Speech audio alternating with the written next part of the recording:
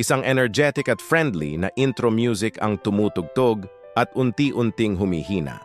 Alam nyo ba na may mga paraan para gawing mas matibay ang ating mga tahanan laban sa lindol? Narito ang ilang lindol hacks na dapat nating tandaan. Una, ang pinakamahalaga sa lahat, isang matibay na pundasyon. Siguraduhing maayos ang pagkagawa nito dahil ito ang pinagpapatungan ng buong bahay. Pangalawa, isaalang-alang ang paggamit ng shear walls. Ito'y mga pader na idinisenyo para labanan ang puwersa ng lindol. Pangatlo, mas magaan na materyales, mas mainam. Gumamit ng light materials para sa bubong at ibang parte ng bahay para mabawasan ang bigat. Pang-apat, siguraduhing tama ang sukat at pagkakakabit ng mga biga at poste.